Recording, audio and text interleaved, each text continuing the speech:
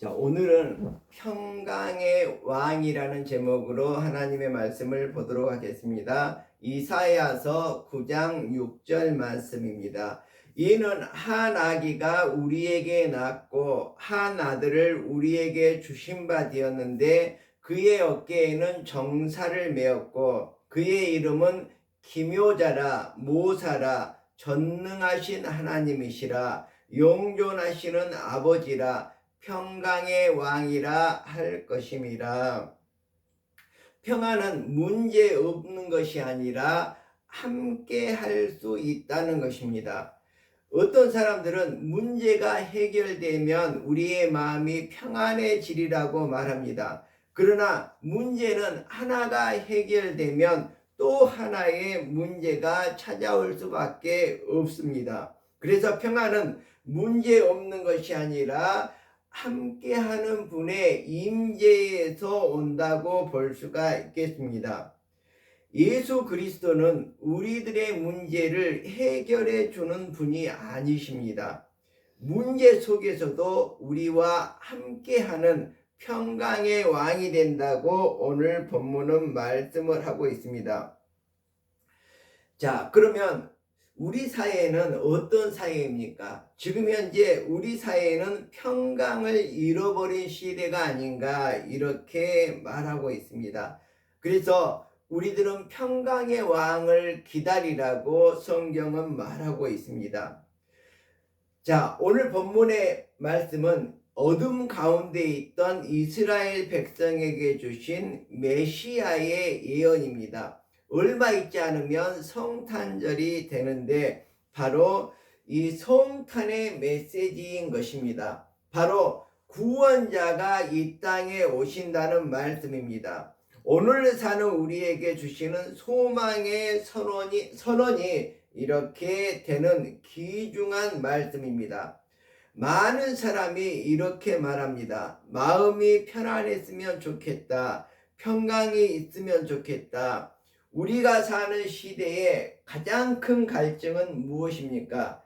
바로 우리가 돈만 바라고 성공만 바라고 명예만 바라고 살아가고 있지 않은지 생각을 해보아야 할 것입니다. 요즘 세대는 가학은 발전해가고 문명은 눈부시게 성장하고 있습니다. 사람들의 마음은 점점 더 불안해지고 있습니다. 이런 시대를 향해서 하나님은 이미 오래전에 우리에게 약속해 주셨습니다. 평강의 왕이 오실 것이다. 이렇게 성경에서는 말씀을 하고 있습니다. 자, 이제 며칠 안 있으면 성탄절인데 하나님은 세상을 바꾸시기 위해서 가장 연약한 모습으로 오셨습니다. 우리가 예수님께서는 정말로 이 세상의 왕으로 오셨는데 어마어마한 궁궐에서 태어날 수도 있었지만 바로 마국간에서 구유 안에서 태어났던 것을 우리가 볼 수가 있습니다. 우리에게 가장 낮은 모습으로 가장 연약한 모습으로 오셨습니다. 아기 예수님은 무기를 들지 않았고 왕자에 앉지 않았고 또 엄청난 군대를 거느리고 이 땅에 오지도 않았습니다.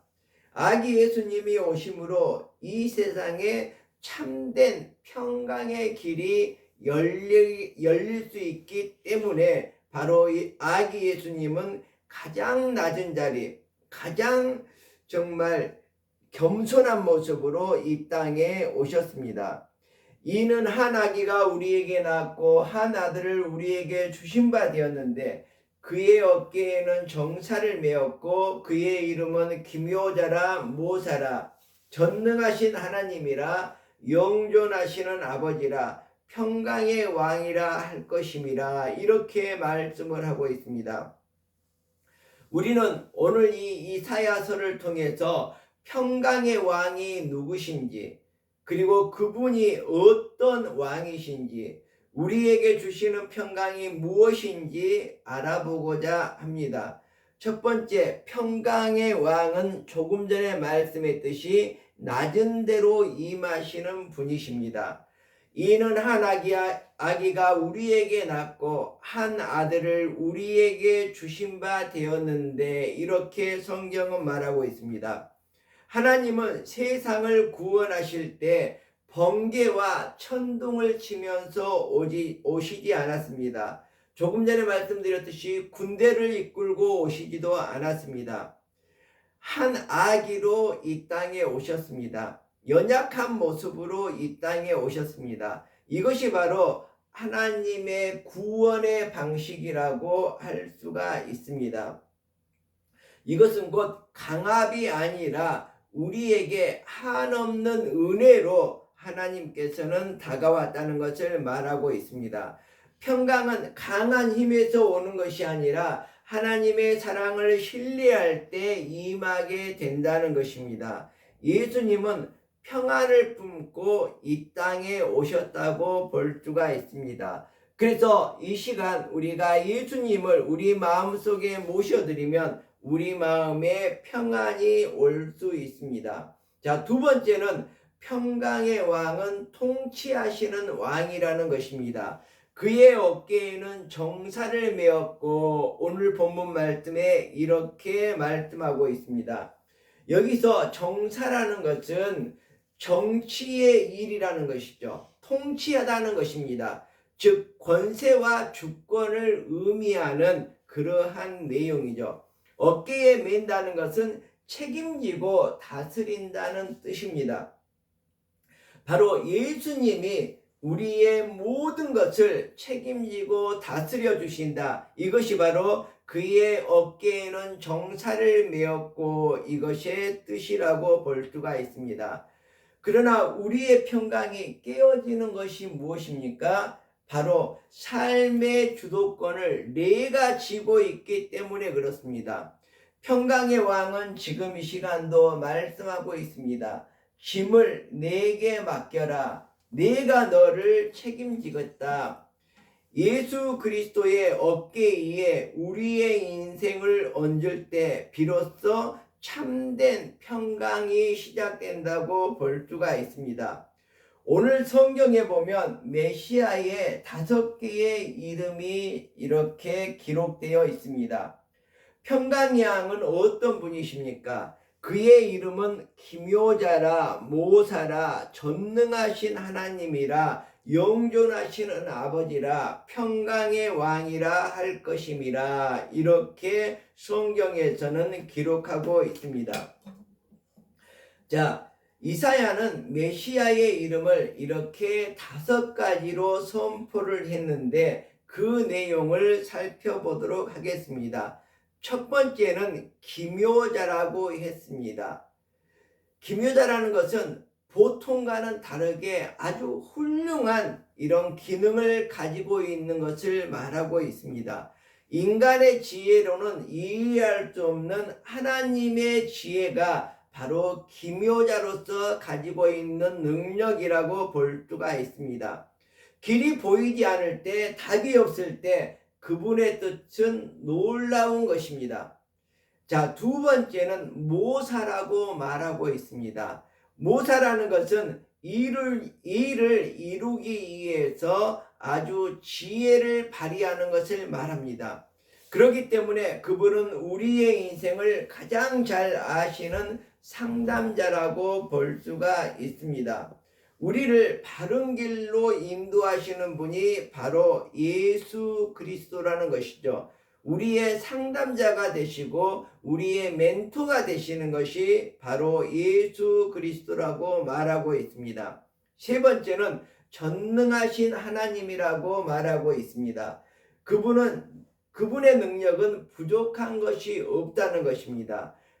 곧 불가능이 그분 앞에서는 없다는 것이죠. 전지전능하신 하나님이시라는 것입니다. 자, 네 번째는 영존하시는 아버지라고 했습니다. 우리는 영존하지를 못합니다. 왜 그렇습니까? 이 땅에서 결국은 죽을 수밖에 없습니다. 그렇지만 우리도 영존하시는 그분과 함께 할 때에 저 천국에 가서 죽지 않고 영원히 살 수가 있는 것입니다. 일시적인 보호자가 아니라 영원히 우리를 품으시는 아버지이십니다. 우리가 버림받을까 두려워하지 않아도 되는 이유가 바로 영존하시는 아버지라고 이렇게 성경에서는 말하고 있기 때문입니다. 자, 마지막으로 5번째로 평강의 왕이라고 말하고 있습니다. 자, 그분은 평강을 주시는 분이 아니고 바로 평강 그 자체인 분입니다. 자, 우리에게 여기 평강이 있어 이렇게 주시는 것이 아니라 그분 자체가 평강이기 때문에 우리가 예수 그리스도만 믿고 예수 그리스도와 함께 할 수 있으면 바로 평강이 우리에게 임한다는 것입니다. 자, 바다에 배를 몰고 가는 조타수가 있습니다. 근데 풍랑이 일어서 이 배가 뒤뚱뒤뚱 거리지만 이 조타수는 평안하거든요. 왜 그렇습니까? 바로 그 배를 움직이고 조종하고 있기 때문에 그렇습니다. 자, 그래서 하나님은 문제를 먼저 없애기보다는 우리와 함께 하시는 길을 택했는데 그것이 바로 예수님께서 이 땅에 오신 날, 바로 성탄절인 것이죠. 자, 그래서 우리들은 예수 그리스도를 이 땅에 오심을 기쁘게 환영하고 예수님을 우리 마음속에 맞아들여야만 될 것입니다. 예수님은 지금도 말씀하고 계십니다. 내가 너희에게 평안을 주노라. 내가 주는 평안은 세상이 주는 평안과 같지 아니하다. 이렇게 성경을 통해서 말하고 있습니다. 자, 우리가 세상의 평강은 조건적인 평강입니다. 무엇을 어떻게 할 때 우리에게 평안이 찾아온다는 이런 조건이 붙은 것이죠. 문제가 없을 때만 있는 평강이 바로 세상이 주는 평강이라고 볼 수 있겠습니다. 그렇지만 예수님께서 주시는 평강은 어떻습니까? 문제가 있어도 흔들리지 않는 평안입니다. 방금 배의 조타수가 배가 흔들리고 풍랑이 일어도 그 안에서 조용하게 잠잠하게 평안이 있을 수 있는 것과 마찬가지로 예수님께서 주시는 평안은 문제가 있어도 흔들리지 않는 평강, 이것이 바로 진정한 하늘의 평강이라고 볼 수가 있습니다. 고난 가운데서도 우리가 누릴 수 있는 이런 평안함이라고 볼 수가 있는 것이죠. 그래서 평강의 왕이 통치하실 때, 나를 통치하고 계실 때 두려움은 물러가고 불안은 잠잠해지고 마음에 쉼이 찾아오는 것, 이것이 바로 하나님께서 우리에게 주시는 평강이라고 볼 수가 있습니다. 그래서 평강은 환경이 아니라 통치의 문제, 우리가 평강을 받는 것이 아니라 바로 평강은 우리가 예수 그리스도를 믿음으로 말미암아서 예수님과 함께하는 삶이 바로 평강이라고 볼 수가 있습니다. 이 말은 우리 마음속에 평강의 왕을 모셔드릴 때에, 평강의 왕이 나와 함께 하실 때에 바로 우리에게 참된 평안이 찾아올 수 있다는 것입니다. 누가 내 삶의 왕인지, 내가 내 삶의 왕인지 바로 예수 그리스도가 내 마음속 왕자에 앉아 계신지 우리가 지금 생각해 보아야 할 것입니다. 내 걱정이 삶의 왕이십니까? 아니면 내 계획이 삶의 왕이 되고 있습니까? 아니면 평강의 왕 예수 그리스도가 내 마음속에 지금 왕으로 와 계십니까?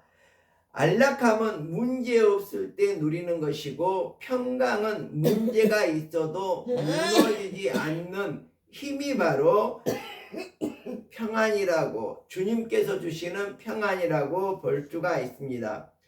예수님이 주시는 평강은 고난을 제거하는 평안이 아니라 고난 속에서도 우리의 마음을 지켜주는 평강이라고 볼 수가 있습니다. 그래서 다시 정리를 하자면 세상은 문제를 없애주려고 우리에게 도움을 준다고 하지만 바로 하나님은 우리의 마음을 지켜주시고 우리에게 참 평안을 주신다고 말하고 있습니다. 오늘 이 이사야서의 고백을 통해서 이사야서를 이렇게 우리가 접함으로 말미암아 우리 마음속에서도 이렇게 고백이 이루어질 수 있기를 바랍니다. 주님, 제 삶의 왕이 되어 주십시오. 제 마음의 문을 열고 예수 그리스도를 내 마음속에 모셔드리니 제 마음을 다스려 주시옵소서. 주님이 주시는 평강으로 이 세상을 살아가게 해 주시옵소서. 자, 이제 얼마 후면은 평강의 왕 예수 그리스도께서 이 땅에 태어나신 날입니다. 자, 예수 그리스도는 우리의 마음문을 열고 우리가 영접을 했다면 지금도 우리의 삶 가운데 함께하고 계십니다. 우리의 마음속에 왕으로서 우리를 다스리시기를 원하십니다. 우리가 그분을 진정한 왕으로 모실 때 우리는 참된 평강을 누릴 수 있습니다. 기도하겠습니다.